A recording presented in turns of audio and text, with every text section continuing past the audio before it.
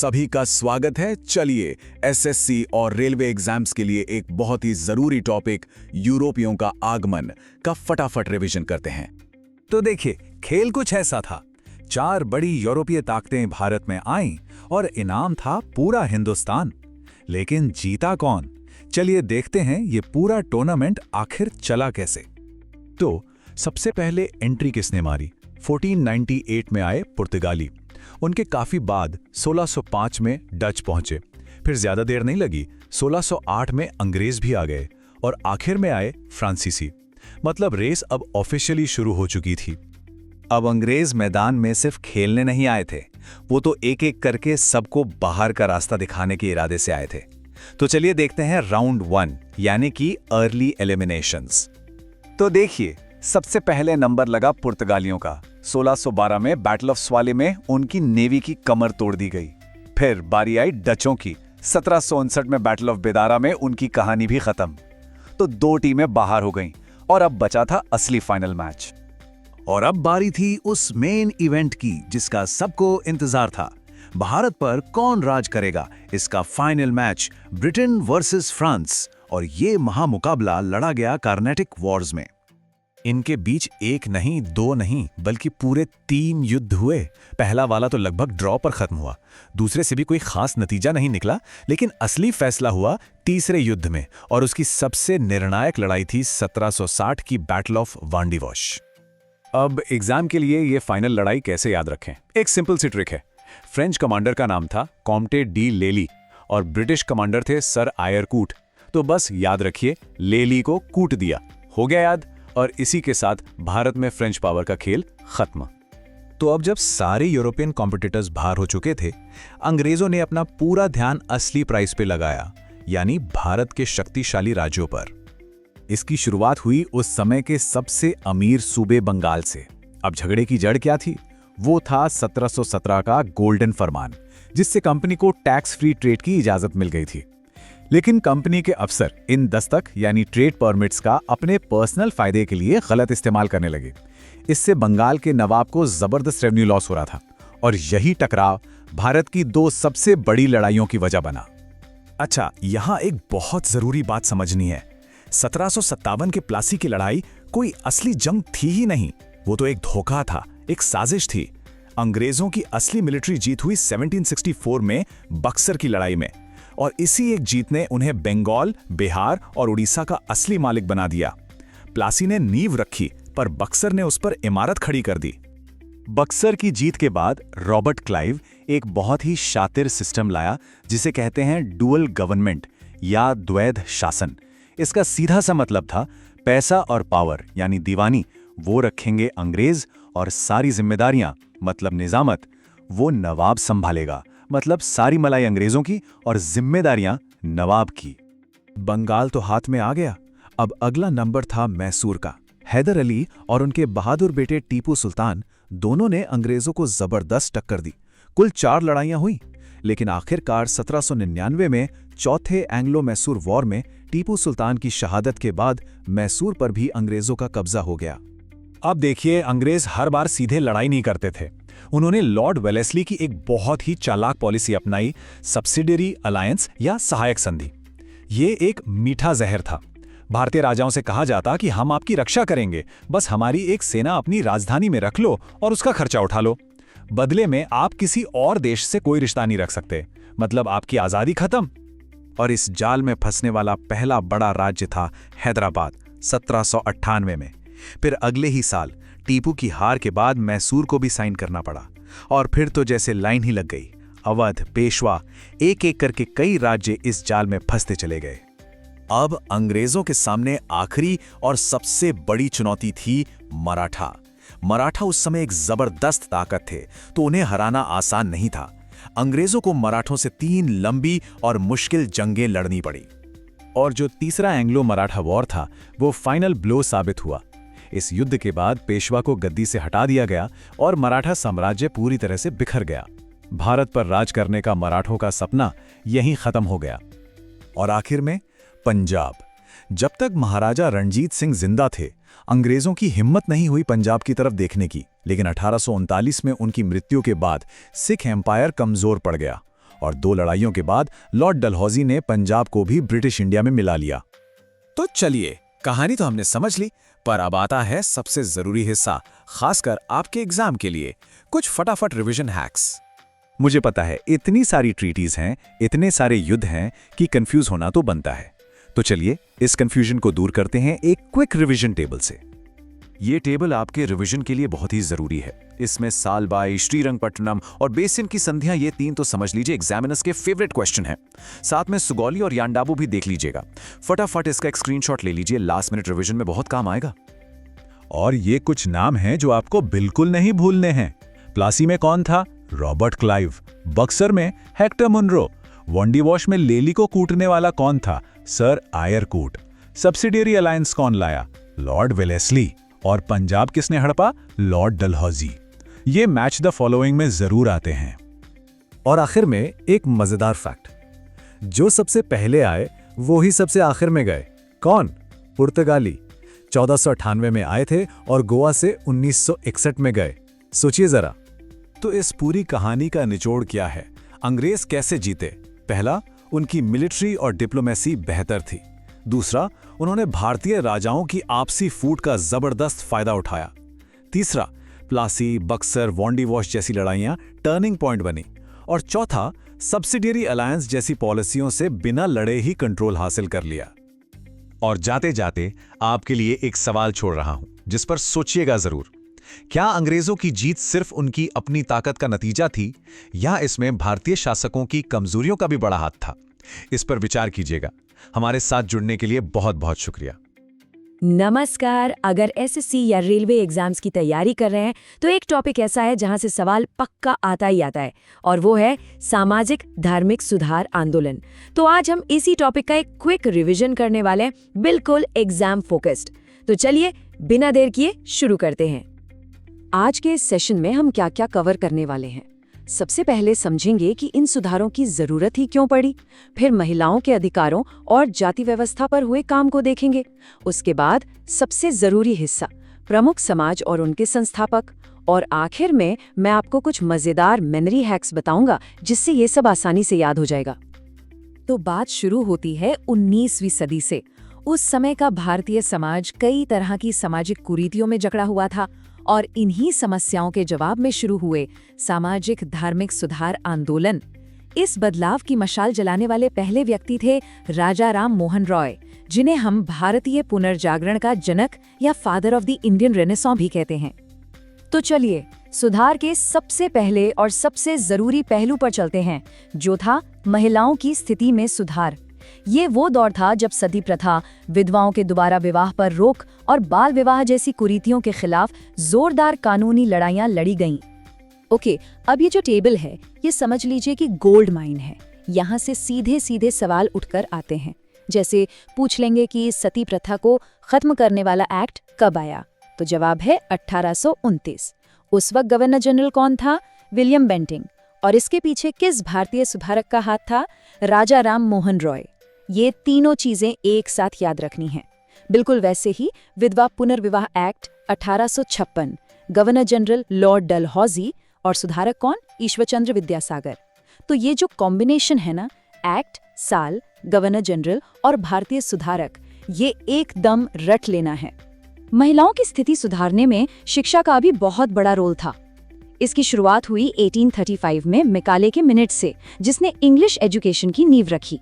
फिर आया 1854 में वुड्स डिस्पैच, जिसे भारतीय शिक्षा का मैग्ना कार्टा भी कहते हैं।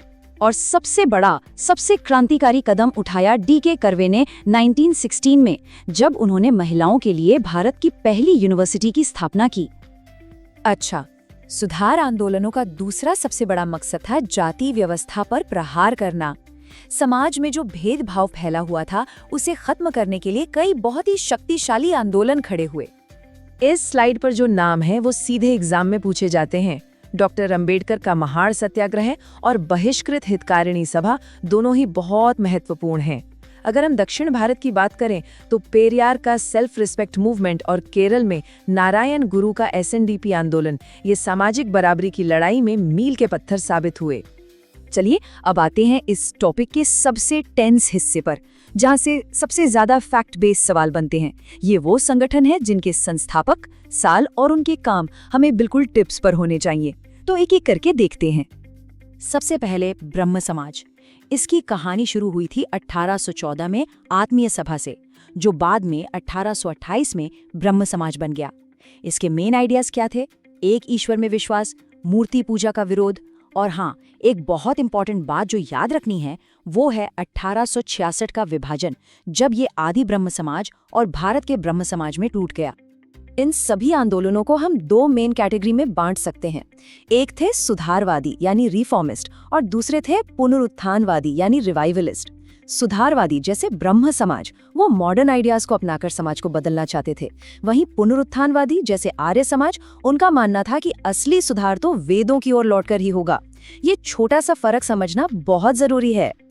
अब आते हैं आर्य समाज पर। स्थापना की 1875 में स्वामी दयानंद सरस्वती ने, जिनका असली नाम क्या था? मूल शंकर। ये भी सवाल आता है। इनके दो नारे तो बहुत ही फेमस हैं, वेदों की ओर लौटो और भारत भारतीयों के लिए। इनकी किताब सत्यार्थ प्रकाश और शुद्धि आंदोलन, ये सारे पॉइंट्स एग्जाम के लिए बेहद जरूरी हैं। रामकृष्ण मिशन। इसकी स्थापना स्वामी विवेकानंद ने 1897 में अपने गुरु रामकृष्ण परमहंस के नाम पर की थी। उनका असली नाम था नरेंद्रनाथ दत्त और उनका मूल मंत्र था मानव सेवा ही माधव सेवा, मतलब इंसान की सेवा ही भगवान की सेवा है। और हाँ, 1893 में शिकागो की वर्ल्ड पार्लियामेंट ऑफ रिलीजन्स में दी गई उनकी स्पीच को कौन भूल सकता है। सत्य शोधक समाज, मतलब सत्य की खोज करने वाला समाज।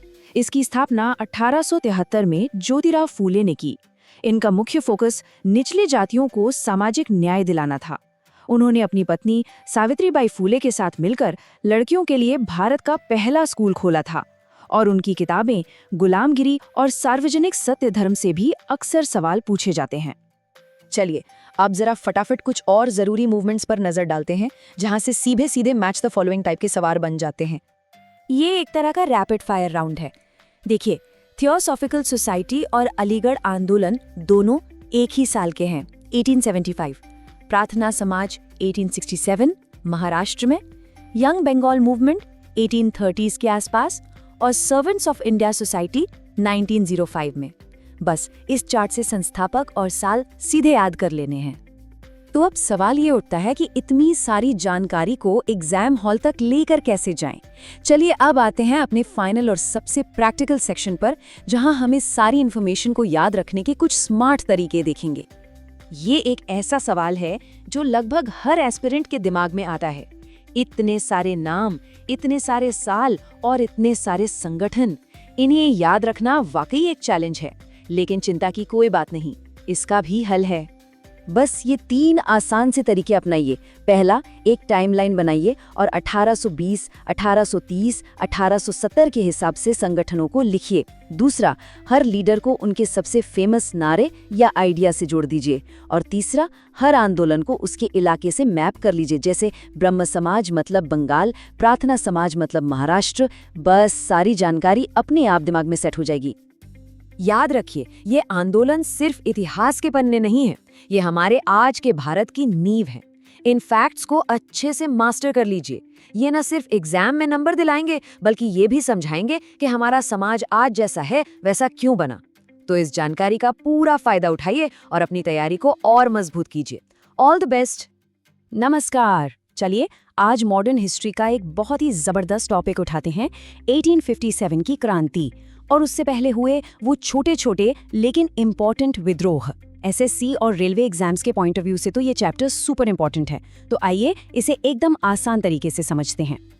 तो सबसे पहला सवाल मन में यही आता है कि भाई 1857 की इतनी बड़ी क्रांति से पहले ये इतने सारे छोटे मोटे विद्रोह क्यों हो रहे थे? इसका जवाब दोस्तों जमीन में ही छिपा है। हाँ, मतलब अंग्रेजों के लाए गए नए लैंड रेवेन्यू लॉज में। देखिए, अंग्रेजों ने भारत पर अपनी पकड़ मजबूत करने के लिए सबसे पहले जमीन के सिस्टम को ही बदला।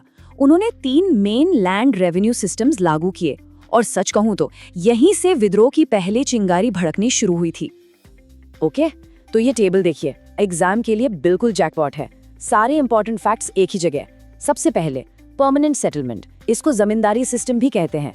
लाया किसने? लॉर्ड कॉर्नवालिस ने 1793 में। सिंपल, टैक्स कौन लेगा? जमींदार। फिर आया रॉयटवारी सिस्टम 1820 में। यहाँ रॉयट यानी किसान से डायरेक्ट टैक्स लिया जाता था। और आखिर में महालवारी सिस्टम 1822 का। इसमें पूरे महाल यानी गांव का हेडमैन टैक्स कलेक्ट करता था। तो ये तीनों सिस्टम, उनके साल और उनको लाने वाले लोग बहुत बहुत इंपॉर्टेंट है, इन्हें नोट कर लीजिए। तो इन्हीं ज़मीनी पॉलिसीज़ और ब्रिटिश इंटरफेरेंस की वजह से 1857 से काफ़ी पहले ही देश के अलग अलग कोनों में विद्रोह की छोटी छोटी चिंगारियां सुलगने लगी थी। चलिए कुछ मेन रिवोल्ट्स पर फटाफट एक नज़र डालते हैं। चलिए कुछ सिविल अपराइजिंग्स देखते हैं। सबसे पहले बंगाल का सन्यासी रिवोल्ट, जिसका जिक्र बंकिम चंद्र चैटर्जी की आनंद मठ में भी मिलता है। फिर आता है 1817 में ओडिशा का पाइका रिबेलियन, जिसे लीड किया बख्शी जगबंधु ने। इसके बाद असम में 1828 का आहोम रिवोल्ट और बंगाल में 1825 का पागलपंथी रिवोल्ट। एग्जाम के लिए बस रिवोल्ट का नाम, जगह और लीडर का नाम याद रखना काफी है। अब आते हैं कुछ इंपॉर्टेंट ट्राइबल रिवोल्ट्स पर। 1831 में छोटा नागपुर में हुआ कोल म्यूटिनी, जिसके लीडर थे बुधो भगत। इसके बाद 1855 का संथाल रिबेलियन, ये बहुत इंपॉर्टेंट है। इसके लीडर्स थे दो भाई, सिद्धू और कन्हू मुर्मू। और फिर बिरसा मुंडा के लीडरशिप में हुआ मुंडा अपराइजिंग, जो डिकूज यानी आउटसाइडर्स जैसे अंग्रेज और जमींदार्स के खिलाफ था। तो ये छोटे छोटे विद्रोह तो चल ही रहे थे, पर 1857 में एक ऐसी आग भड़की जिसने नॉर्थ इंडिया को अपनी चपेट में ले लिया। इस ग्रेट रिवोल्ट के पीछे आखिर कारण क्या थे? चलिए देखते हैं। देखिए, कई कारण थे जो धीरे धीरे इकट्ठे हो रहे थे। एक था जनरल सर्विस एक्ट, जिसने सोल्जर्स को समुद्र पार सर्विस के लिए मजबूर किया, जो उनके धर्म के खिलाफ था।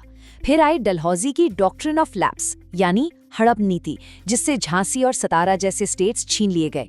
और 1856 में अवध को मिस गवर्नेंस का बहाना देकर हड़प लिया गया। ये सब मिलकर एक एक्सप्लोसिव सिचुएशन बना रहे थे। और फिर वो चिंगारी भड़की जिसने सब कुछ जला दिया। वो थे चर्बी वाले कारतूस, नई एनफील्ड राइफल के कार्ट्रिजेस, जिन्हें मुंह से खोलना पड़ता था। और अफवाह ये फैली कि इन पर काओ और पिग फैट लगा है। इसने हिंदू और मुस्लिम दोनों सोल्जर्स के रिलीजियस सेंटिमेंट्स को हर्ट किया। बस यही बना रिवोल्ट का इमीडिएट कॉज। अब जरा इवेंट्स का सीक्वेंस देखिए। 8 अप्रैल को मंगल पांडे को फांसी दी गई। 24 अप्रैल को मेरठ में कुछ सोल्जर्स ने कार्ट्रिजेस इस्तेमाल करने से साफ मना कर दिया। और आखिरकार 10 मई 1857 को मेरठ से दिल्ली चलो के नारे के साथ विद्रोह ऑफिशियली शुरू हो गया। अब रिवोल्ट पूरे नॉर्थ इंडिया में फैल चुका था। हर सेंटर पर एक इंडियन हीरो था जो लड़ रहा था और एक ब्रिटिश ऑफिसर था जिसे उसे दबाने के लिए भेजा गया था। ये section match the following questions के लिए बहुत बहुत इंपॉर्टेंट है। ये टेबल रिवीजन के लिए एकदम परफेक्ट है। ध्यान दीजिए, दिल्ली में लीडरशिप जनरल बख्त खान ने की, तो लखनऊ में बेगम हजरत महल ने, कानपुर में नाना साहब थे और झांसी में ऑफ कोर्स रानी लक्ष्मीबाई। इनके सामने ब्रिटिश ऑफिसर्स के नाम है जिन्होंने रिवोल्ट को सप्रेस किया, जैसे दिल्ली में निकलसन और झांसी में ह्यू रोज। ये मैचिंग अक्सर पूछी जाती है। वीडी सावरकर ने इसे India's first war of independence कहा, लेकिन हिस्टोरियन आर.सी. मजूमदार का नजरिया अलग था। उनका फेमस कोट है कि ये ना तो पहला था, ना नेशनल था और ना ही वॉर ऑफ इंडिपेंडेंस था। इससे पता चलता है कि इस रिवोल्ट को लेकर अलग अलग ओपिनियंस हैं। तो इतना बड़ा रिवोल्ट आखिर फेल क्यों हुआ? इसके कुछ मेन रीजंस थे। 1, ये पूरे इंडिया में नहीं फैला। 2, एक स्ट्रॉन्ग सेंट्रल लीडरशिप की कमी थी। और 3, अंग्रेजों के पास बेटर वेपन्स और ऑर्गेनाइजेशन था। और हाँ, कई इंडियन रूलर्स ने भी अंग्रेजों का ही साथ दिया। हालांकि रिवोल्ट फेल हो गया, लेकिन इसने ब्रिटिश शासन की नींव हिलाकर रख दी। इसके बाद इंडिया में एडमिनिस्ट्रेशन में बहुत बड़े और परमानेंट चेंजेस हुए। सबसे बड़ा और direct result, east India company का राज खत्म। अब इंडिया पर आ गया था डायरेक्ट रूल ब्रिटेन की क्वीन का। ये इंडियन हिस्ट्री का एक बहुत बड़ा टर्निंग पॉइंट था। कई बड़े एडमिनिस्ट्रेटिव चेंजेस किए गए। गवर्नर जनरल की पोस्ट अब वाइसरॉय की हो गई और पहले वाइसरॉय बने लॉर्ड कैनिंग। आर्मी में इंडियन सोल्जर्स का प्रोपोर्शन कम करने के लिए पील कमीशन बनाया गया। इन सब चेंजेस का एक ही मकसद था कि 1857 जैसी घटना दोबारा कभी ना हो। तो इतनी सारी इन्फॉर्मेशन को याद कैसे रखा जाए, है ना?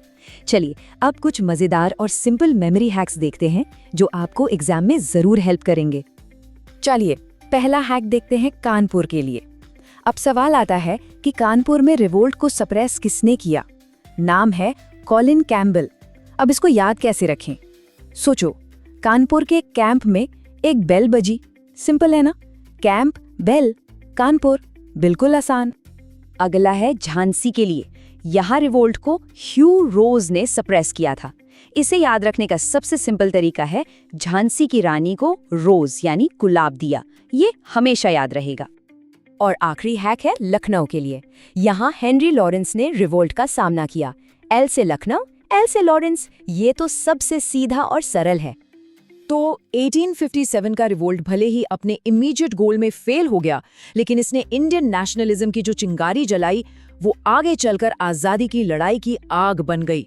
सवाल ये है कि क्या ये फेलियर सच में एक फेलियर था या आने वाली जीत की एक जरूरी सीढ़ी? इस पर विचार जरूर कीजिएगा। दोस्तों, आज हम उस पार्टी की कहानी पढ़ेंगे जिसका नाम सुनते ही अंग्रेजों के पसीने छूट जाते थे, इंडियन नेशनल कांग्रेस।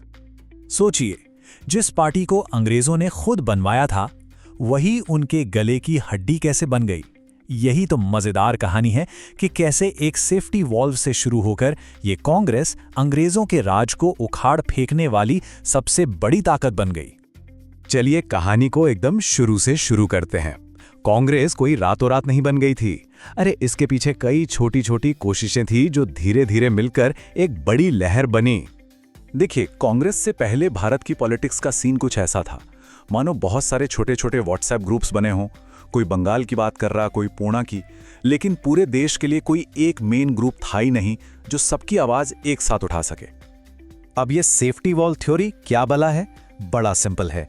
जैसे प्रेशर कुकर की सीटी होती है ना, ज्यादा भाप बनती है तो सीटी बच जाती है, भाप निकल जाती है और कुकर फटने से बच जाता है। बस अंग्रेजों ने भी सोचा कि ये कांग्रेस वही सीटी बनेगी। भारतीय लोग साल में एक बार मिलेंगे, अपना गुस्सा निकालेंगे और घर चले जाएंगे। बड़ा बवाल टल जाएगा। भाई, इस थ्योरी को दिमाग में फिट कर लो। ये एसएससी से लेकर हर वनडे एग्जाम का फेवरेट सवाल है। तो सीन है साल 1885 का। एओ ह्यूम नाम के एक रिटायर्ड अंग्रेज अफसर ने वाइसरॉय डफरिन के इशारे पर कांग्रेस बना दी। इल्बर्ट बिल विवाद ने भारतीयों को पहले ही दिखा दिया था कि ये गोरे लोग कभी बराबरी नहीं देंगे। तो बंबई में 72 लोग इकट्ठा हुए। अंग्रेजों ने सोचा था कि ये तो बस एक चाय पार्टी है। अरे उनको क्या पता था कि यहाँ उनकी विदाई पार्टी की प्लानिंग शुरू हो रही है। तो पार्टी तो बन गई। अब आगे क्या हुआ? अब देखते हैं कि कैसे कांग्रेस ने पूरे भारत को एक साथ जोड़ने का काम शुरू किया। अब इस स्लाइड पे जरा गौर फरमाइए। ये सिर्फ नाम और जगह की लिस्ट नहीं है, ये कांग्रेस का मास्टर प्लान था। देखो, पहला अध्यक्ष हिंदू, दूसरा पारसी, तीसरा मुस्लिम और चौथा एक अंग्रेज। जगहें भी देखो, बॉम्बे, कलकत्ता, मद्रास, इलाहाबाद। मतलब ये मैसेज था कि हम पूरे भारत के हैं। और एक बात गांठ बांध लो, पहले मुस्लिम अध्यक्ष बदरुद्दीन तैयब जी और पहले अंग्रेज अध्यक्ष जॉर्ज यूल। ये सवाल एग्जाम में बार बार पूछा जाता है।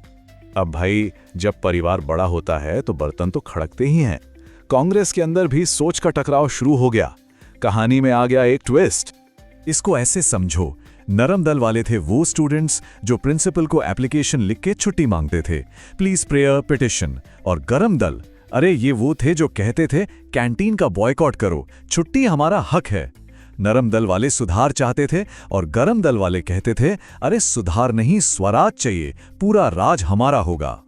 और फिर आया साल 1907। सूरत अधिवेशन में ये पारिवारिक झगड़ा इतना बढ़ गया कि हो गया कलेश। कांग्रेस दो टुकड़ों में टूट गई, नरम दल अलग, गरम दल अलग। इसी को इतिहास में सूरत स्प्लिट कहते हैं। लेकिन 9 साल बाद 1916 में लखनऊ में इनका पैचअप हो गया। सबको समझ आ गया था कि अकेले अकेले लड़कर कुछ नहीं होगा, अंग्रेजों से लड़ना है तो एक होना पड़ेगा। और मजे की बात यह है कि यहीं पर मुस्लिम लीग से भी दोस्ती हुई, जिसे हम लखनऊ पैक्ट के नाम से जानते हैं। अब तक तो कांग्रेस बस थोड़े बहुत हक मांग रही थी, पर अब कहानी अपने क्लाइमैक्स पर पहुंच रही थी। अब कांग्रेस का लक्ष्य था पूरी आजादी। देखो, इन दो शब्दों स्वराज और पूर्ण स्वराज में जमीन आसमान का फर्क है और एग्जाम में यही फंसाते हैं।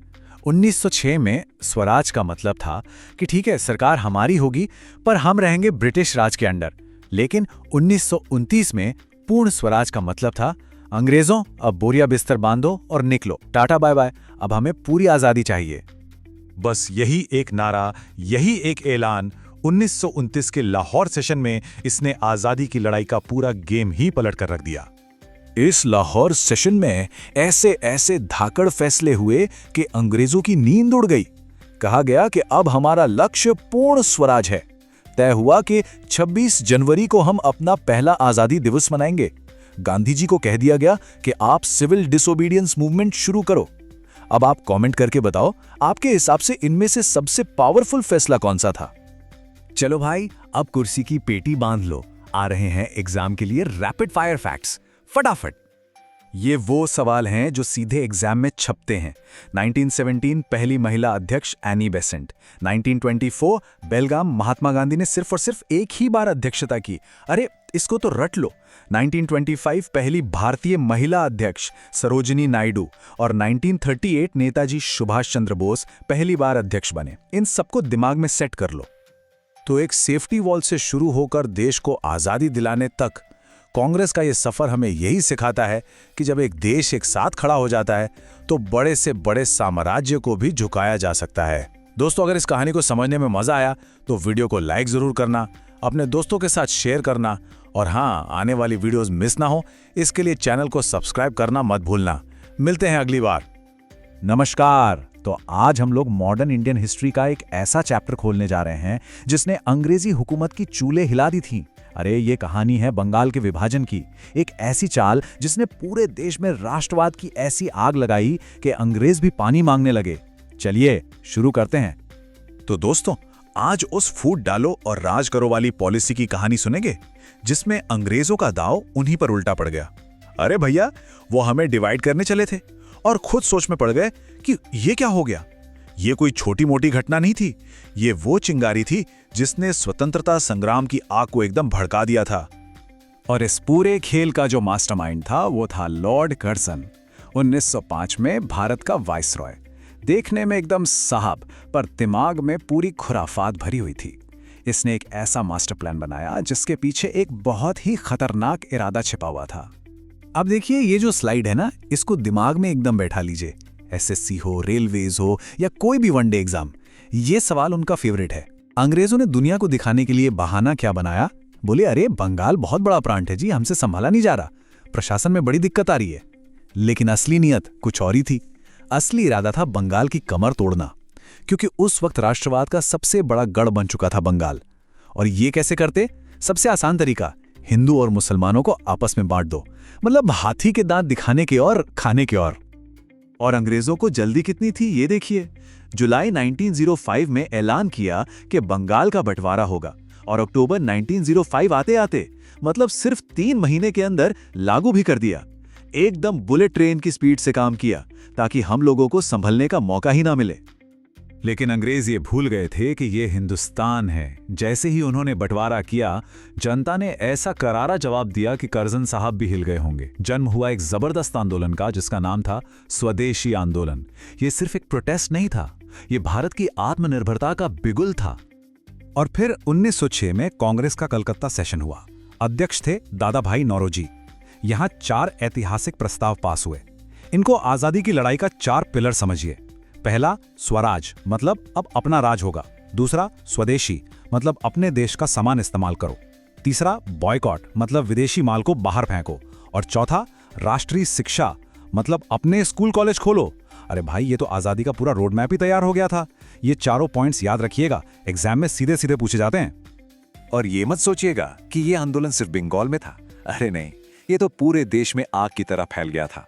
पुणे और बॉम्बे में मोर्चा संभाला बाल गंगाधर तिलक ने, पंजाब में लाला लाजपत राय ने, दिल्ली में सैयद हैदर रजा ने और मद्रास में तो वीओ चिदंबरम पिल्लई ने गजा भी कर दिया। उन्होंने अंग्रेजों को टक्कर देने के लिए अपनी खुद की जहाज कंपनी खोल दी, स्वदेशी स्टीम नेविगेशन कंपनी। सोचिए क्या जज्बा रहा होगा। तिलक जी का दिमाग भी बहुत तेज चलता था। उन्होंने देखा कि युवाओं को आंदोलन से कैसे जोड़ा जाए, तो उन्होंने गणपति और शिवाजी उत्सवों का इस्तेमाल किया। धर्म और संस्कृति को राष्ट्रवाद से जोड़ने का ये एक शानदार तरीका था। ये पॉइंट भी एग्जाम में खूब आता है कि त्योहारों को आंदोलन का जरिया किसने बनाया। लेकिन कहते हैं ना, जब बड़ा काम होता है तो घर में ही झगड़े शुरू हो जाते हैं। कांग्रेस के अंदर भी यही हुआ। एक तरफ थे पुराने नेता जो शांति से काम करना चाहते थे, और दूसरी तरफ थे युवा नेता जिनका खून गर्म था। बस बात इतनी बिगड़ी कि कांग्रेस में ही बंटवारा हो गया। ये टेबल देखिए, सब क्लियर हो जाएगा। एक तरफ था नरम दल यानी मॉडरेट्स। इनका तरीका था triple P, prayer, petition, protest. मतलब अर्जी दो, विनती करो, शांति से विरोध करो। ये आंदोलन को सिर्फ बंगाल तक रखना चाहते थे। और दूसरी तरफ था गरम दल यानी एक्सट्रीमिस्ट्स, लाल बाल पाल की तिकड़ी। इनका कहना था बहुत हो गया चिट्ठी पत्री का खेल, अब सीधी कार्रवाई होगी। और ये आंदोलन को पूरे भारत में फैलाना चाहते थे। इसी चक्कर में 1907 के सूरत अधिवेशन में कांग्रेस 2 टुकड़ों में बंट गई। अब यहां एक सवाल तो बनता है, लंबे समय में किसका तरीका ज्यादा कामयाब रहा? नरम दल का शांति वाला रास्ता या गरम दल का एक्शन वाला अंदाज? नीचे कमेंट्स में बताइएगा कि आप लोगों को क्या लगता है। स्वदेशी आंदोलन का प्रेशर इतना जबरदस्त था कि अंग्रेजों को आखिरकार झुकना ही पड़ा। उन्होंने एक बड़ा यू टर्न लिया और 1911 में बंगाल विभाजन को रद्द कर दिया। लेकिन अंग्रेज इतनी आसानी से हार कहां मानने वाले थे। इस यू टर्न के पीछे भी उनकी नई चालें तैयार थीं। इसी विभाजन की राजनीति के दौरान 1906 में ढाका में एक नई पार्टी बनी, ऑल इंडिया मुस्लिम लीग। इसके संस्थापक थे आगा खान और नवाब सलीमुल्लाह। ये बंगाल विभाजन का एक सीधा सीधा नतीजा था। कई मुसलमानों को ये लगने लगा था कि उनके हक की बात करने के लिए एक अलग पार्टी होनी चाहिए। इस टाइमलाइन से पूरी पिक्चर एकदम साफ हो जाती है। देखिए, 1905 में बंगाल बंटा, 1906 में मुस्लिम लीग बन गई, 1909 में मौर्ले मिंटो सुधार आया जिसने फूट डालो नीति पर कानूनी मोहर लगा दी और मुसलमानों के लिए अलग चुनावी सिस्टम बना दिया। और फिर 1911 में विभाजन को रद्द किया गया और राजधानी को कलकत्ता से दिल्ली ले आया गया। देख रहे हैं सारी कड़ियां कैसे एक दूसरे से जुड़ी हुई हैं। एक तरफ नरम दल और गरम दल अपने अपने तरीकों से लड़ रहे थे, तो दूसरी तरफ एक तीसरा मोर्चा भी खुल चुका था। ये थे हमारे क्रांतिकारी, जिनका एक ही मानना था कि आजादी भीख में नहीं मिलती, उसे छीनना पड़ता है। इनका रास्ता था सीधी कार्रवाई का। और उस दौर में क्या देश और क्या विदेश, हर जगह क्रांतिकारी संगठन बन रहे थे। 1899 में सावरकर बंधुओं का मित्र मेला, 1902 में बंगाल में अनुशीलन समिति, 1905 में तो लंदन में श्यामजी कृष्ण वर्मा ने इंडिया हाउस बना दिया और 1913 में अमेरिका के सैन फ्रांसिस्को में लाला हरदयाल ने गदर पार्टी की नींव रख दी। मतलब अंग्रेजों को हर कोने से घेरने का पूरा प्लान था। इनकी हिम्मत का एक उदाहरण है 1908 का अलीपुर बम कांड। इसमें खुदीराम बोस जैसे जांबाज क्रांतिकारियों ने एक बेरहम अंग्रेज मजिस्ट्रेट को उड़ाने की कोशिश की। यह घटना दिखाती है कि हमारे क्रांतिकारी किस हद तक जाने के लिए तैयार थे। ये एक बहुत ही महत्वपूर्ण ऐतिहासिक केस है। जब पहला विश्व युद्ध शुरू हुआ तो क्रांतिकारियों का एक ही मंत्र था, दुश्मन का दुश्मन अपना दोस्त होता है। उनका मानना था कि अंग्रेजों की मुसीबत ही भारत के लिए सबसे बड़ा मौका है। जब अंग्रेज लड़ाई में फंसे हों, बस तभी उन पर चोट करो। तो अंत में एक बहुत बड़ा सवाल हमारे सामने खड़ा होता है। बंगाल का बंटवारा तो 1911 में रद्द हो गया, लेकिन क्या इसने अनजाने में 1947 में होने वाले देश के एक और भी बड़े बंटवारे की नींव तो नहीं रख दी थी? ये एक ऐसा सवाल है जिस पर आज भी इतिहासकार सोचते हैं। नमस्कार। आज हम इतिहास की उस दौर की बात करेंगे जब एक दुबले पतले इंसान की सिर्फ एक आवाज पर पूरा हिंदुस्तान रुक जाता था। जी हाँ, आज बात होगी गांधीवादी युग की। तो चलिए इस कहानी को जरा डिटेल में समझते हैं। अच्छा, गांधी जी का पूरा नाम क्या था? अरे, इस पर तो एक वायरल मीम भी है। खैर, मजाक एक तरफ, उनका पूरा नाम था मोहनदास करमचंद गांधी। याद रखिएगा। ठीक है, तो आप सीधे मुद्दे पर आते हैं। देखिए, भारत में सबसे बड़े नेता बनने से पहले गांधी जी साउथ अफ्रीका में एक जबरदस्त प्रैक्टिस मैच खेलकर आए थे। मतलब वहां वो नेतागिरी की पूरी ट्रेनिंग पहले ही ले चुके थे। आप देखिए, 1894 में नटाल इंडियन कांग्रेस बना दी, 1903 में इंडियन ओपिनियन अखबार शुरू कर दिया, फिर फीनिक्स और टॉल्स्टॉय फार्म भी बना दिए। मतलब समझ रहे हैं, जब वो भारत लौटे तो वो कोई नौसिखिया नहीं थे, बल्कि एक अनुभवी ऑर्गेनाइजर थे। पूरा सीवी तैयार था। और ये तारीख, इसको तो दिमाग में एकदम बैठा लीजिए। 9 जनवरी 1915 जब गांधी जी भारत वापस आए। इसी दिन को आज हम प्रवासी भारतीय दिवस के रूप में मनाते हैं। ये एसएससी, रेलवेज और दूसरे वनडे एग्जाम्स में पूछा जा चुका है और आगे भी आ सकता है। आप भारत आते ही गांधी जी को उनके राजनीतिक गुरु गोपाल कृष्ण गोखले ने एक सलाह दी। उन्होंने कहा, देखो मोहनदास, पहले 1 साल पूरे भारत का चक्कर लगाओ, देश की असली नब्ज को समझो। और एक मजे की बात बताएं, गोखले साहब सिर्फ गांधी जी के ही नहीं बल्कि मोहम्मद अली जिन्ना के भी पॉलिटिकल गुरु थे। तो 1 साल देश को समझने के बाद गांधी जी ने अपना बल्ला उठाया और मैदान में उतर गए। उन्होंने एक के बाद एक 3 ट्रायल मैच खेले। ये वो 3 सत्याग्रह थे जिन्होंने पूरे देश को दिखा दिया कि भैया एक नया कैप्टन मैदान में आ चुका है। देखिए, भारत आकर गांधी जी ने बैक टू बैक 3 आंदोलन किए। 1917 में चंपारण बिहार में किसानों के लिए, फिर 1918 में अहमदाबाद में मिल मजदूरों के लिए, और उसी साल 1918 में ही खेड़ा गुजरात में फिर से किसानों के हक के लिए। ये तीनों मैच सुपरहिट रहे और गांधी जी रातों रात नेशनल हीरो बन गए। अब ये पॉइंट एग्जाम के लिए एकदम रामबाण है, लिख लीजिए। इन तीनों सत्याग्रहों की खास बात ये थी कि हर एक में एक अलग हथियार इस्तेमाल हुआ। चंपारण में पहला सविनय अवज्ञा, अहमदाबाद में पहली भूख हड़ताल और खेड़ा में पहला असहयोग आंदोलन। एक आसान ट्रिक बताती हूँ, सी से चंपारण, सी से सिविल डिसोबीडियंस, याद रखिएगा। अब गांधी जी की हैट्रिक के बाद सबको लगा कि अंग्रेज सरकार अब कुछ अच्छा करेगी, कुछ सुधरेगी। लेकिन अंग्रेज ठहरे अंग्रेज। उन्होंने इनाम की जगह एक ऐसा कठोर कानून दिया जिसने पूरे देश में आग लगा दी। ये था रॉलेट एक्ट 1919। हुआ ये कि अंग्रेजों को 1915 का डिफेंसिव इंडिया एक्ट इतना पसंद आ गया कि उन्होंने सोचा, अरे यार ये तो टेम्परेरी है, चलो इसको परमानेंट कर देते हैं। इस कानून का मतलब था बिना अपील, बिना वकील, बिना दलील। मतलब किसी को भी सिर्फ शक के आधार पर उठाओ और 2 साल के लिए जेल में डाल दो। गांधी जी ने इसे काला कानून कहा और इसके विरोध में रॉलेट सत्याग्रह शुरू कर दिया। इसी विरोध प्रदर्शन के चक्कर में पंजाब के 2 बड़े नेता डॉक्टर सैफुद्दीन किचलू और डॉक्टर सत्यपाल को गिरफ्तार कर लिया गया। अब इन्हीं गिरफ्तारियों के विरोध में और साथ ही बैसाखी का त्योहार मनाने के लिए 13 अप्रैल 1919 को अमृतसर के जलियांवाला बाग में हजारों लोग, बच्चे, बूढ़े, औरतें सब शांति से इकट्ठा हुए थे। उन्हें क्या पता था कि ये शांति एक भयंकर तूफान में बदलने वाली है। तभी वहां एंट्री होती है कहानी के विलेन की, जनरल रेजिनाल्ड डायर। उसने बाग से बाहर निकलने के अकेले पतले से रास्ते को अपनी फौज से बंद करवा दिया। अंदर मौजूद हजारों लोग पूरी तरह से फंस चुके थे। और फिर जनरल डायर ने अपनी टुकड़ी को उन निहत्थे लोगों पर गोलियां चलाने का हुक्म दे दिया। वो गोलियां तब तक चलती रहीं जब तक खत्म नहीं हो गईं। इस नरसंहार ने पूरे देश की आत्मा को झकझोर कर रख दिया। इस भयानक घटना के बाद रविंद्रनाथ टैगोर ने गुस्से में अपनी नाइटहुड की उपाधि लौटा दी और गांधी जी ने अपना कैसरे हिंद का मेडल वापस कर दिया। अंग्रेजों ने क्या किया? उन्होंने दिखावे के लिए हंटर कमीशन बनाया, लेकिन अंदर ही अंदर अपने अफसरों को बचाने के लिए व्हाइट वॉशिंग बिल यानी इंडेमनिटी एक्ट पास कर दिया। अब यहाँ एक बड़ा सवाल उठता है, भाई मसला हुआ तुर्की में और उसका असर इतना बड़ा कि भारत में सबसे बड़े जन आंदोलनों में से एक खड़ा हो गया। ये कनेक्शन कैसे बना? चलिए समझते हैं। हुआ ये कि पहले विश्व युद्ध के बाद अंग्रेजों ने तुर्की के ऑटोमन साम्राज्य के खलीफा को उनके पद से हटा दिया। अब खलीफा जो थे वो पूरी दुनिया के मुसलमानों के आध्यात्मिक गुरु माने जाते थे। इस वजह से दुनिया भर के मुसलमान नाराज हो गए और भारत में अली ब्रदर्स यानी मोहम्मद अली और शौकत अली ने खिलाफत आंदोलन शुरू कर दिया। और यहीं पर गांधी जी ने खेला एक मास्टर स्ट्रोक।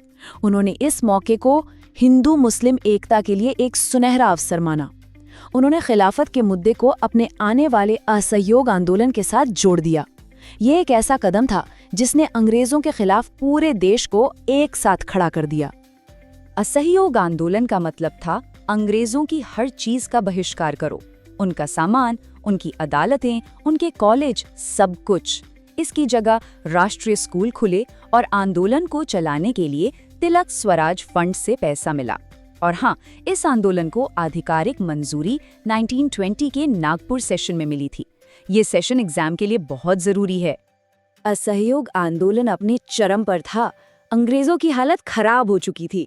लग रहा था कि आजादी बस मिलने ही वाली है।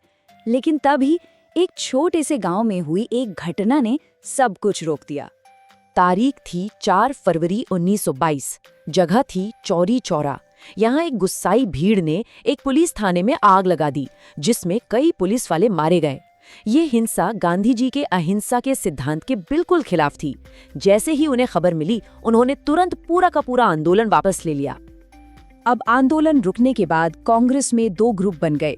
एक थे नो चेंजर्स, जो कहते थे कि हमें सामाजिक काम करते रहना चाहिए। दूसरे थे प्रो चेंजर्स, जो कहते थे कि नहीं, अब चुनाव लड़कर सिस्टम के अंदर घुसकर लड़ना होगा। इसी सोच के साथ CR दास और मोतीलाल नेहरू ने 1923 में स्वराज पार्टी बनाई। फिर 1924 में गांधी जी जेल से बाहर आए।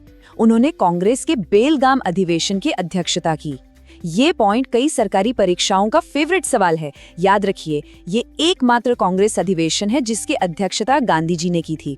उन्होंने ऐसा पार्टी में एकता दिखाने और स्वराजवादियों के काम को अपना समर्थन देने के लिए किया था। तो यहाँ एक बड़ा सवाल खड़ा होता है, सिर्फ एक हिंसक घटना के कारण पूरे देश के आंदोलन को रोक देना, क्या ये गांधी जी का बहुत ज्यादा आदर्शवादी होना था, या फिर वो भविष्य में होने वाले एक और भी बड़े संघर्ष के लिए मजबूत नींव रख रहे थे? इस पर सोचिएगा जरूर।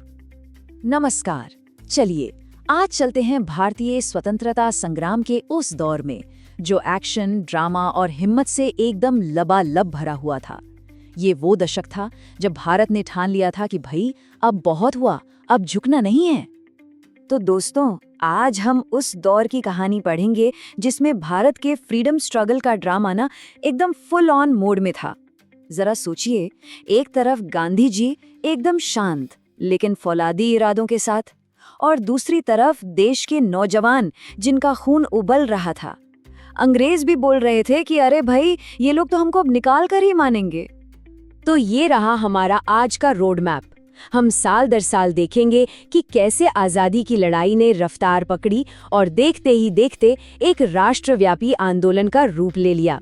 चलिए शुरू करते हैं। इस टाइमलाइन पर एक नजर डालिए। हर एक घटना ना एक डोमिनो की तरह है जो अपने से अगली घटना को धक्का दे रही है। 1924 से जो ये सिलसिला शुरू हुआ, वो 1930 में एक ऐसे आंदोलन में बदल गया जिसने ब्रिटिश साम्राज्य की नींव हिलाकर रख दी थी। तो कहानी शुरू होती है साल 1924 से।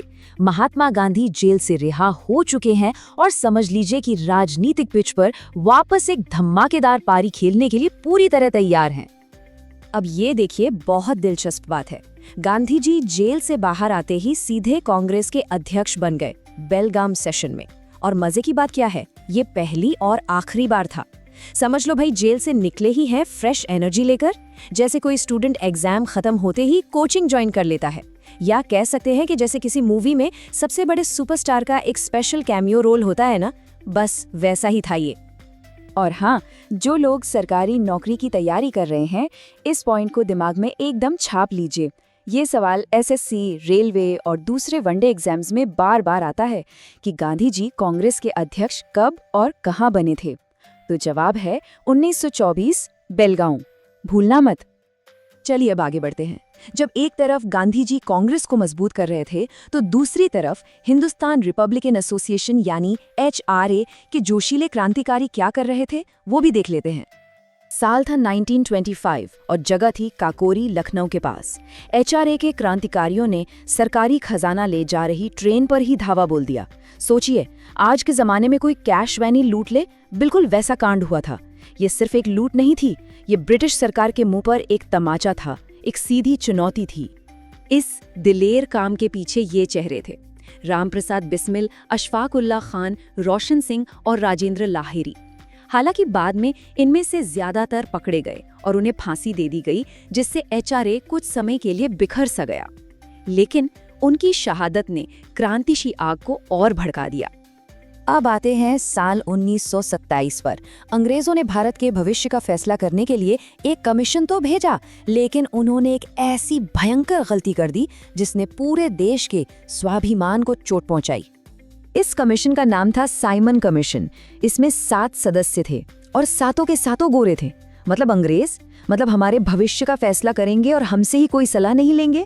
अरे भाई सोचो, वर्ल्ड कप खेलने के लिए भारत की टीम बने और उसमें एक भी भारतीय खिलाड़ी ना हो, गुस्सा तो सबको आएगा ही ना।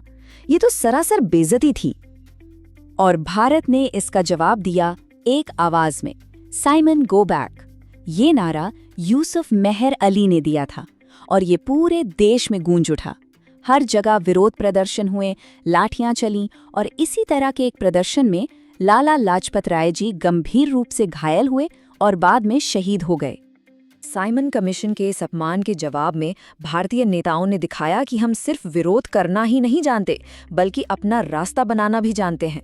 अंग्रेजों को लगा था कि भारतीय अपना संविधान बना ही नहीं सकते, तो उन्हें एक करारा जवाब मिला। तो यहाँ सबसे जरूरी बात यह है कि भारत ने सिर्फ प्रोटेस्ट नहीं किया, एक विकल्प भी पेश किया। मोतीलाल नेहरू की अध्यक्षता में एक कमेटी बनी और उसने भारत के लिए एक संविधान का ड्राफ्ट तैयार कर दिया। इसी को नेहरू रिपोर्ट कहा गया, जिसमें डोमिनियन स्टेटस की मांग की गई थी। लेकिन यहाँ एक पेंच आ गया। मोहम्मद अली जिन्ना और मुस्लिम लीग ने इस रिपोर्ट से असहमति जताते हुए अपने 14 पॉइंट सामने रख दिए। इसको ऐसे समझिए जैसे हॉस्टल का मेन्यू तो बन गया, सबको पसंद भी आ गया, पर एक बंदा बोला कि नहीं, मुझे तो मेन्यू में रोज बिरयानी चाहिए ही चाहिए। बस इसी वजह से भारतीय नेताओं में पूरी तरह से एकता नहीं बन पाई। नेहरू रिपोर्ट पर पूरी सहमति न बन पाने और अंग्रेजों के अड़ियल रवैये को देखते हुए कांग्रेस के युवा नेताओं के सब्र का बांध टूट गया। अब लक्ष्य बदलने वाला था और मांग छोटी मोटी नहीं बल्कि पूरी होने वाली थी। देखिए, अब तक कांग्रेस डोमिनियन स्टेटस मांग रही थी, यानी अंग्रेजों के राज के अंदर ही अपना शासन। लेकिन अब जवाहरलाल नेहरू और सुभाष चंद्र बोस जैसे युवा नेताओं ने कहा, बस बहुत हुआ, अब हमें चाहिए पूर्ण स्वराज, यानी कि कंप्लीट इंडिपेंडेंस। अंग्रेजों ने सोचा था कि ये लोग तो बस लिमिटेड डेटा पैक मांग रहे हैं, पर इन्होंने बोला अब तो अनलिमिटेड चाहिए, वरना कोई बात नहीं होगी। और ये ऐतिहासिक फैसला लिया गया 1929 के लाहौर अधिवेशन में। रावी नदी के तट पर अध्यक्ष थे जवाहरलाल नेहरू। यहाँ 4 बड़े फैसले हुए। लक्ष्य अब से पूर्ण स्वराज होगा, गोलमेज सम्मेलन का बहिष्कार किया जाएगा और 26 जनवरी 1930 को पूरे देश में पहला स्वतंत्रता दिवस मनाया जाएगा। यही वो वजह है कि हमने अपना संविधान भी 26 जनवरी को ही लागू किया था। पूर्ण स्वराज का ऐलान तो हो गया, लेकिन इसे हासिल कैसे किया जाए? गांधी जी ने एक बार फिर रास्ता दिखाया और इस बार हथियार बनाया एक बहुत ही साधारण सी चीज को, जो हर घर में मिलती है, नमक। और इस तरह 12 मार्च 1930 को शुरू हुआ सविनय अवज्ञा आंदोलन, जिसकी शुरुआत हुई दांडी मार्च से। गांधी जी अपने 78 साथियों के साथ साबरमती आश्रम से निकले, 24 दिन चले, 240 मील की दूरी तय की और दांडी पहुंचकर मुट्ठी भर नमक बनाकर अंग्रेजों का घमंड और उनका कानून दोनों तोड़ दिया। ये दिखाता है कि कैसे एक छोटी सी चीज को प्रतीक बनाकर पूरे देश को खड़ा किया जा सकता है। एक बार फिर जो भी तैयारी कर रहे हैं, ध्यान दीजिए, दांडी मार्च और सविनय अवज्ञा आंदोलन ये एग्जाम्स में सबसे ज्यादा पूछे जाने वाले टॉपिक्स में से हैं। तारीख, जगह, कारण सब कुछ अच्छे से याद कर लीजिए। गांधी जी को गिरफ्तार कर लिया गया, लेकिन आंदोलन रुका नहीं। सरोजिनी नायडू जैसी नेताओं ने कमान संभाली। तो सवाल ये उठता है कि इस दांडी मार्च का सबसे शक्तिशाली प्रभाव क्या था? असल में इसने आम आदमी को, हर घर को आजादी की लड़ाई से सीधे सीधे जोड़ दिया था और पूरे देश को जगा दिया था। इस एक मार्च ने पूरे देश में अवज्ञा की एक लहर दौड़ा दी, लेकिन अंग्रेजों ने भी जवाब देने में देरी नहीं की। इसके बाद गोलमेज सम्मेलनों का दौर शुरू हुआ। तो वहां क्या हुआ? भारतीय नेता गए या नहीं? ये कहानी हम जानेंगे अपने अगले विश्लेषण में। नमस्कार दोस्तों, आज हम उस दौर की कहानी पढ़ेंगे जिसमें भारत के स्वतंत्रता संग्राम का फाइनल राउंड चल रहा था। अंग्रेज सोच रहे थे कि अभी भी थोड़ा टाइम हमें मिलेगा, पर भारत के लोग बोले अब तो बस भारत छोड़ो। जी हाँ, हर एक आंदोलन एक बाउंड्री की तरह था जो भारत को आजादी के स्कोर के और करीब ले जा रहा था। तो तैयार हो जाइए, क्योंकि इस रोमांचक मैच की कमेंट्री अब शुरू होती है। ये रहा आज का हमारा गेम प्लान। हम इन सभी पड़ावों से गुजरते हुए आजादी के इस फाइनल पुश को समझेंगे। और हाँ, एग्जाम में नंबर पक्के करने के लिए ये रोड मैप एकदम परफेक्ट है, तो ध्यान से सुनिएगा। तो कहानी शुरू होती है 1930 से गांधी जी के दांडी मार्च के साथ। सोचिए जरा, नमक के लिए आंदोलन। जैसे आजकल अगर फ्री वाईफाई ना मिले तो लोग प्रोटेस्ट करने लगते हैं। गांधी जी ने सविनय अवज्ञा आंदोलन शुरू किया, पर अंग्रेजों ने उन्हें तुरंत गिरफ्तार कर लिया और यहीं से बड़े बड़े राजनीतिक समझौतों का मंच तैयार हुआ। देखिए घटनाएं कितनी तेजी से घटी। गांधी जी लंदन गए गोलमेज सम्मेलन के लिए, पर वहां बात नहीं बनी तो वापस आकर उन्होंने फिर से आंदोलन शुरू कर दिया। लेकिन इस बार वाइसरॉय बदल गया था। इरविन गया और उसकी जगह आया विलिंगडन, जिसने आते ही गांधी जी को पकड़कर यरवदा जेल में डाल दिया। ये वाइसरॉय का नाम याद रखिएगा, इसने खेल बदलने की कोशिश की थी। अब यहाँ पर दो बड़े नेताओं में मतभेद हो गया। अंबेडकर जी का कहना था कि दलितों को अलग निर्वाचक मंडल मिलना चाहिए, जबकि गांधी जी का मानना था कि इससे हिंदू समाज हमेशा के लिए बढ़ जाएगा। समझ लीजिए जैसे हॉस्टल में कमरे के लिए दो ग्रुप लड़ रहे हों और आखिर में दोनों कॉम्प्रोमाइज कर लेते हैं। तो पूना पैक्ट हुआ, जिसमें अलग निर्वाचक मंडल तो नहीं मिला, लेकिन आरक्षित सीटें बढ़ा दी गईं। इस पॉइंट को तो एकदम गांठ बांध लीजिए। एसएससी और दूसरे वनडे एग्जाम्स में यह सवाल हजारों बार पूछा गया है कि गांधी जी की तरफ से पूना पैक्ट पर साइन किसने किए थे, तो जवाब है मदन मोहन मालवीय। भूलना मत। चलिए अब कहानी पहुंचती है 1930s के दशक के बीच में। इस दौर में एक बहुत बड़ा कानून आया और साथ ही साथ कांग्रेस के अंदर भी माहौल गरमा रहा था। ये था भारत सरकार अधिनियम 1935। ये इतना बड़ा और जरूरी एक्ट था कि हमारे आज के संविधान का आधा ढांचा इसी से लिया गया है। समझ लीजिए जैसे कोई बहुत स्ट्रिक्ट टीचर एग्जाम में थोड़ी चॉइस दे दे। ये एक्ट तो हर सरकारी परीक्षा का फेवरेट टॉपिक है, इसको अच्छे से पढ़ लीजिएगा। इसी दौरान कांग्रेस में सुभाष चंद्र बोस का कद तेजी से बढ़ रहा था। 1939 में जब उन्होंने गांधी जी के उम्मीदवार को अध्यक्ष के चुनाव में हरा दिया, तो कांग्रेस के अंदर मतभेद इतने बढ़ गए कि बोस जी को इस्तीफा देना पड़ा और फिर उन्होंने बनाई अपनी अलग पार्टी फॉरवर्ड ब्लॉक। और फिर शुरू हो गया द्वितीय विश्व युद्ध। ये एक ऐसा टर्निंग पॉइंट था जिसने कांग्रेस और अंग्रेजों के रिश्तों को पूरी तरह से बदल दिया। यहीं से करो या मरो वाले हालात बनने शुरू हुए। सोचिए, घर का कोई बड़ा घर के लड़के की शादी तय कर दे और लड़के को बताए नहीं।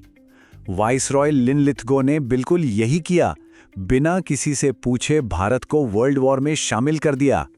बस इसी बात पर कांग्रेस ने गुस्सा दिखाया और उनके सभी मंत्रालयों ने एक साथ इस्तीफा दे दिया। अंग्रेजों ने सोचा, चलो इनको थोड़ा लॉलीपॉप देते हैं। पहले अगस्त प्रस्ताव लाए, फिर क्रिप्स मिशन लाए। दोनों में कहा कि डोमिनियन स्टेटस ले लो। लेकिन अब भारत की मांग बहुत आगे निकल चुकी थी। अब हमें चाहिए था पूर्ण स्वराज, इसलिए दोनों प्रस्तावों को सीधे सीधे ठुकरा दिया गया।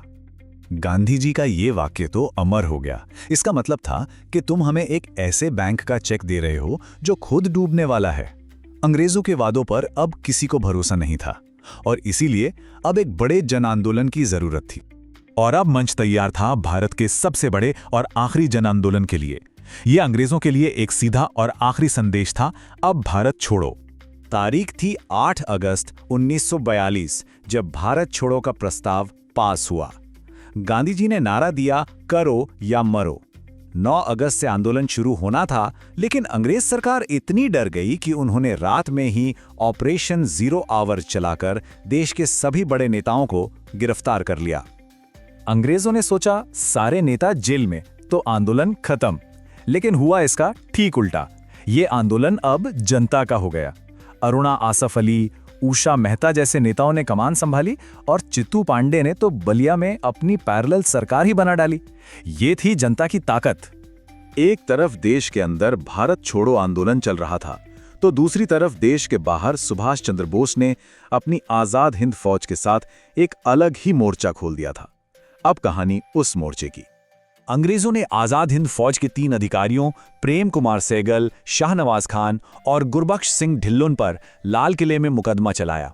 उन्होंने सोचा कि इससे लोगों में डर पैदा होगा, लेकिन असर उल्टा हो गया। एक हिंदू, एक मुस्लिम और एक सिख को एक साथ कटघरे में देखकर पूरा देश उनके सपोर्ट में खड़ा हो गया। अंग्रेजों का प्लान बुरी तरह फेल हो गया। आईएनए ट्रायल के बाद नौसेना के इस विद्रोह ने तो अंग्रेजों के ताबूत में आखिरी कील ठोक दी। जब आपकी अपनी सेना ही आपके खिलाफ हो जाए तो समझ लीजिए कि आपका खेल खत्म। अंग्रेजों को यह मैसेज लाउड एंड क्लियर मिल गया था। अब लड़ाई आजादी मिलेगी या नहीं, इसकी नहीं थी।